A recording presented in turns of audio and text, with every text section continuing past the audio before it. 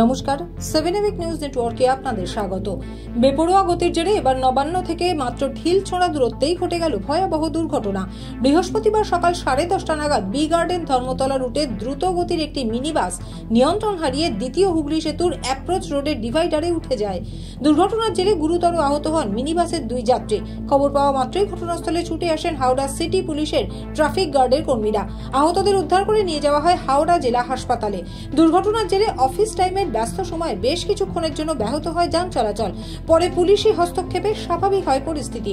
দুর্ঘটনাগ্রস্ত বাসটিকে আটক করেছে পুলিশ। প্রাথমিক তদন্তে পুলিশের অনুমান রেশারেশির জেরেই ঘটেছে এই দুর্ঘটনা। ফের উদ্ধার আগ্নেয়াস্ত্র।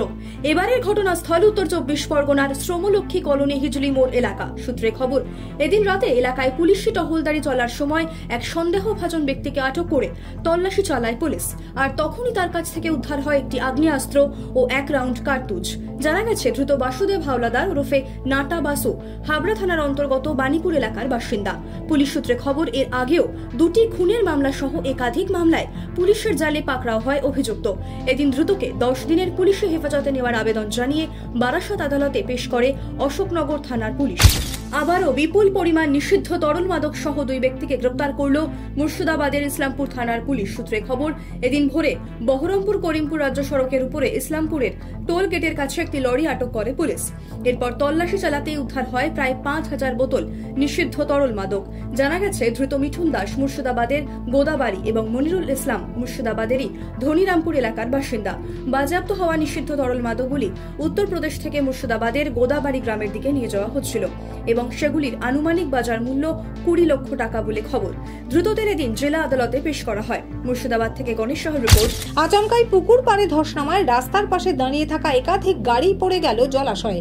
ঘটনাটি ঘটেছে সল্টলেকের দত্তাবাদে। স্থানীয় সূত্রে জানা গেছে, বৃহস্পতিবার সকালে দত্তাবাদের জোড়াপুকুর পাড়ে হঠাৎই ধস নামে। আর সে সময় রাস্তার পাশে দাঁড়িয়ে থাকা মোটর ভ্যান, একটি 4 চাকা গাড়ি পড়ে যায় জলাশয়ে। রাতে গাড়িগুলি পুকুরটির পাড়েই পার্কিং করা ছিল। সকালবেলা স্থানীয় বাসিন্দারা দেখতে পান 4 চাকা গাড়িটির কিছুটা অংশ পুকুরের মধ্যে নেমে গিয়েছে। গাড়িটি সম্পূর্ণভাবে পুকুরের মধ্যে যাতে চলে না যায় সে কারণে গাড়িটিকে দড়ি দিয়ে বেঁধে রাখা হয়। পরে পুলিশ এসে ক্রেনের সাহায্যে গাড়িগুলিকে তুলে আনে। ঘটনাটি ঘিরে তীব্র চাঞ্চল্য ছড়িয়ে পড়ে স্থানীয় বাসিন্দাদের মধ্যে।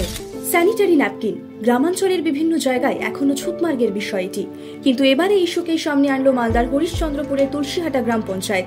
হরিশ্চন্দ্রপুর 1 নম্বর ব্লকে তুলসীহাটা হাই স্কুলে স্থানীয় পঞ্চায়েতের উদ্যোগে বসানো হলো স্যানিটারি ন্যাপকিন ভেন্ডিং মেশিন। মাত্র 5 টাকা দিলেই এই মেশিন থেকে নিজেদের প্রয়োজনে স্যানিটারি ন্যাপকিন সংগ্রহ করতে পারবে ছাত্রীরা।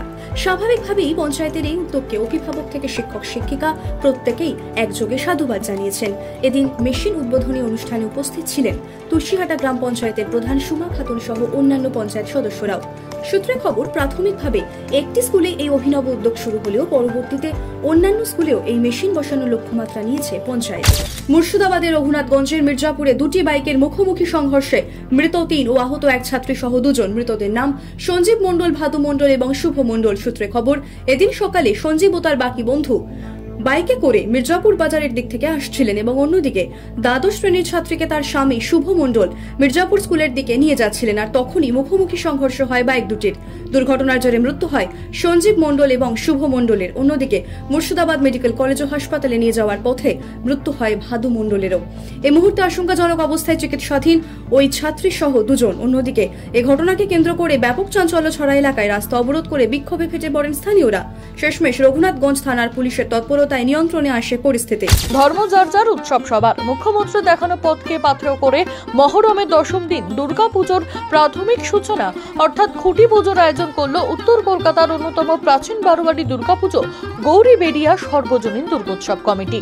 সেই সঙ্গে এই বিশেষ দিনে 2024 থিম প্রকাশের দায়িত্ব তুলে দেওয়া হলো ভিন্ন ভিন্ন ধর্মের 9 কন্যার হাতে। এদিন খুঁটি পুজোর পাশাপাশি ওই ভিন্ন ধর্মের 9 কন্যাকে কুমারী দুর্গা রূপে পুজো করলেন ক্লাবের উদ্যোক্তারা। এদিন গৌরীবেড়িয়া সর্বজনীন পুজো কমিটির আয়োজিত বিশেষ অনুষ্ঠানে উপস্থিত ছিলেন মানিকতলা বিধানসভা উপনির্বাচনের জয়ী সদ্য নির্বাচিত বিধায়ক সুপ্তি পান্ডে। 7 নিউজ কলকাতা।